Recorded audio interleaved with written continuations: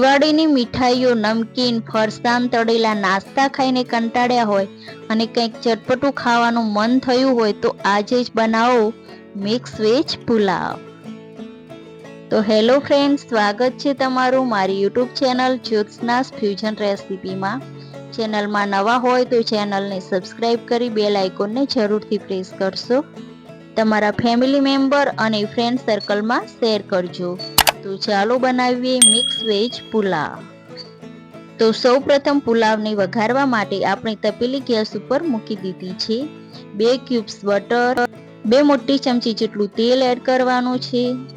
અડધી ચમચી જેટલી રાઈ ફૂટે પછી આપણે 4 થી 5 નંગ જેટલા કાજુને આ રીતે સ્લાઈસ કરીને લીધા છે. તેને એડ કરી અને સરસ આ રીતે બ્રાઉન થાય પછી આપણે તેમાં જીરું, હિંગ અને ત્યારબાદ 2 નંગ જેટલા આ રીતે બટેકાને સરસ ઝીણા સમારીને લીધા છે તેને એડ કરી દઈએ. અને બટેકા સોફ્ટ થઈ જાય પછી આપણે તેમાં બીજા વેજીટેબલ્સ એડ કરીશું. આ રીતે ઝીણું સમારીને ગાજર છે તેને એડ કરી દઈએ.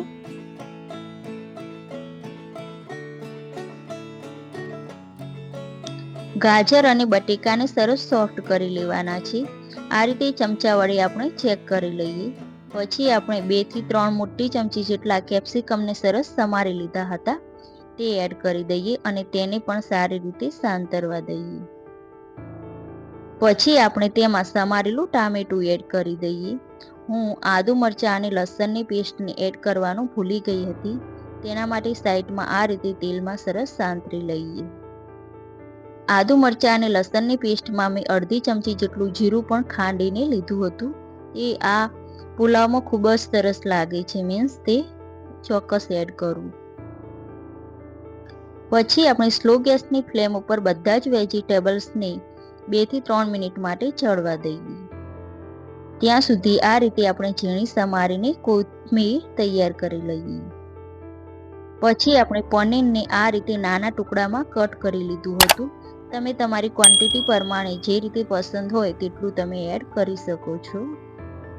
પછી પુલાવમાં મસાલા કરી લઈએ. તેના માટે અડધી ચમચી જેટલી હળદર, 1 ચમચી કાશ્મીરી લાલ મરચું, અડધી ચમચી લાલ મરચું અને અડધી ચમચી ગરમ મસાલો એડ કરી અને બધું સરસ મિક્સ કરી લઈએ. મીન્સ મસાલાને સરસ ચડવા માટે આપણે તેમાં થોડું પાણી એડ કરી અને મસાલાને સારી રીતે શેકી લઈએ.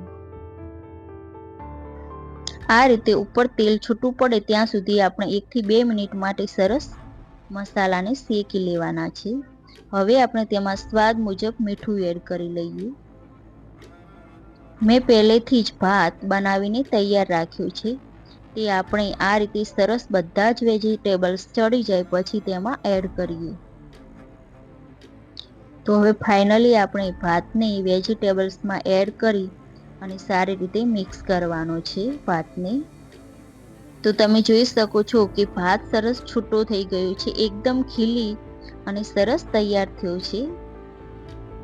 તો આપણે 3 માણસોને સર્વ થાય તેટલો ભાત રેડી કર્યો છે. અને આ રીતે આપણે વેજીટેબલ્સમાં સરસ મિક્સ કરી લઈએ. હળવા હાથે મિક્સ કરવાનું છે, નહીતર ભાત ભાગી જશે.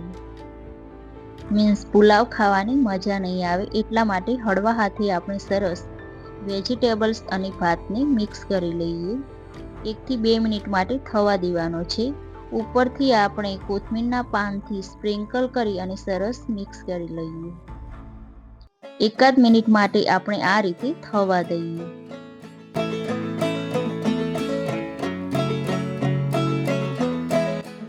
તો ફાઇનલી આપણો મિક્સ વેજ પુલાવ ચટપટો, ટેસ્ટી અને સ્પાઇસી બનીને રેડી થઈ ગયો છે. તો હવે આપણે સર્વિંગ પ્લેટમાં સર્વ કરી લઈએ. આજની મારી રેસીપી મિક્સ વેજ પુલાવ કેવી લાગી તે મને કોમેન્ટ સેક્શનમાં ચોક્કસથી જણાવજો. અને હા, આજની રેસીપી પસંદ આવી હોય તો ચેનલને લાઇક, શેર અને સબસ્ક્રાઈબ કરજો.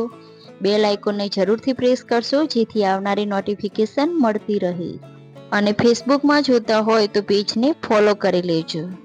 તમારા ફેમિલી મેમ્બર અને ફ્રેન્ડ સર્કલમાં શેર કરજો. તો ચાલો મળીએ નવી નેક્સ્ટ રેસીપીમાં. Thank you for watching. Bye. Take care of you.